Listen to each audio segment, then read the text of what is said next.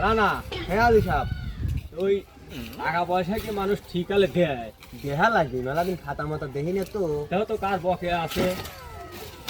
শালা এমন একটা ব্যবসা করি, টাকা নেওয়ার সময় তো খুব লালাগুলা করে, কিন্তু হ্যাঁ। যেই টাকা নেওয়া যায় তখন আর চেনেই নেই। টাকা সাইজের গেলি পরে আসবে ওসব। আলি সাহেব, হ্যাঁ এই যে দেখছি তুষার মেলা কয় মাস ধরে টাকা দিচ্ছে না।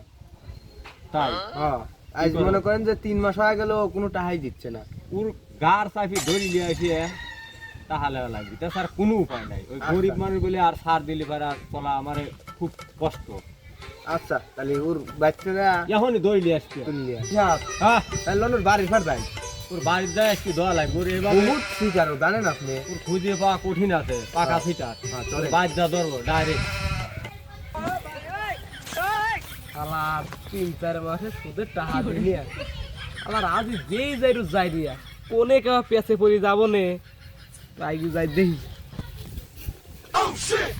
আরে কি করে না আজি দিগির পলাই। রানা দেখো তো কিরা যায়। আজি খাবেন শিবন। আরে শিবনের তো 3-4 মাসে টাকা পাবি। হ্যাঁ। ডাক দে তাড়াতাড়ি। দাঁড়া দাঁড়া, পরে যাচ্ছি। 3 মাসের টাকা দিস না, পলা তুই আজি সাহেবের কাছে লো। ভাই এই মাসটা মাফ করে দেন ভাই। না পার হচ্ছে না, তুই আজি সাহেবের কাছে লো। মাপ করে আজি সাহেবের কাছে। ভাই এই সপ্তাহটা মাফ করে দেন না আমি ভাই। কই তোর কমের পক্ষে আজ 6 মাস তোর টাকা পাইনি, হুম। আর তুই দেহাও করিস না। ঠিক আছে, ভাই দুনিয়ার কাম আমার ভাই, মাফ করে দেন ভাই। কাম তোর কাম দিলে তো আমার চলবি না।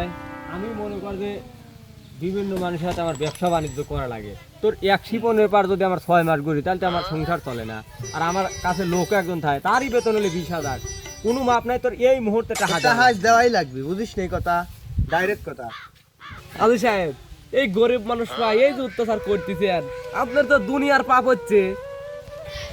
এই তুই যদি পাপের কথা করছিস, এই পাপ হারা জন্যই এবারও 6 লাখ টাকা দিয়ে আল্লাহর রহমতে আমি হজ করে আসি। ওইসব খুরসো পাপ মনে কর হজেই আমি কাটি এই ব্যবস্থা করছি।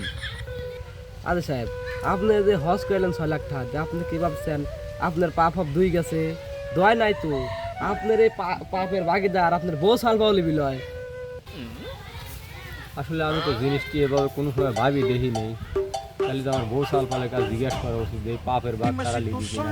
এই চল তোর সাথে করে আসি। চল, ওরে চল। বললি যাবো হ্যাঁ। আজি সাহেব।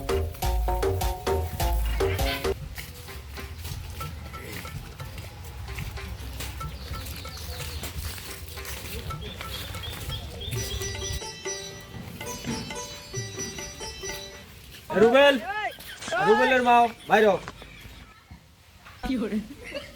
এই যে ডাকছো কে? আচ্ছা রুবেল, ধরো যে আমরা প্রথমে খুব আমাদের এই সংসার অভাব অনটল ছিল, তারপরে মনে করো লাভের পার টাকা খাটাই নিয়ে পাপ আমি জানি, তারপরেও খাটাইছি ধরো তোমাদের সুহের জন্য। তো মনে করো যে এই যে আমার যে পাপটা হবে, এই পাপের ভাগ কি তুমি লিবে? তোমার পাপের ভাগ আমি নেবো কে? সাওয়াল মাল মানুষ করার দায়িত্ব তোমার। দেখছেন আলী সাহেব, আপনার সাওয়াল আপনার কথায় গায়ে লাগালো না, কারণ আপনারা বোর্ড ডাক দেন। হ্যাঁ শিবন, তুমি আমার চোখ খুলে দিচ্ছ। আমি আমার বোর কাজ জিজ্ঞাসা করি, তাই আমি সব প্রমাণ পাওয়া যাবো। রুবেলের মা বাইরে আসো তো। কি হইছে? সকাল সকাল তো ডাকতিছো কে? আচ্ছা রুবেলের মা, তোরও যে আমরা প্রথমে তো যখন সংসার করি, তখন আমরা একবারে গরিব ছিলাম, এমনকি আমাদের 2 বেলা ভাতও দিত না। তারপরে মনে করো আমরা লোনের পার টাকা তুলে দেয় আমরা লাভের পার লাগাইছি। আসলে জিনিসটি পাপ, তারপরে আমি ধরো করেছি তোমাদের সুহের জন্য। আজ আমার অনেক কিছু আল্লাহ পাক দিছে। এই যে ধরো যে আমার যে পাপ হচ্ছে, এই পাপের পাক কি তোমরা কিছু নিবে নাকি? তোমার পাপের ভাগ আমি লিবির যাবো কে? বউ সাল পাল মানুষ করা এটা তোমার দায়িত্ব।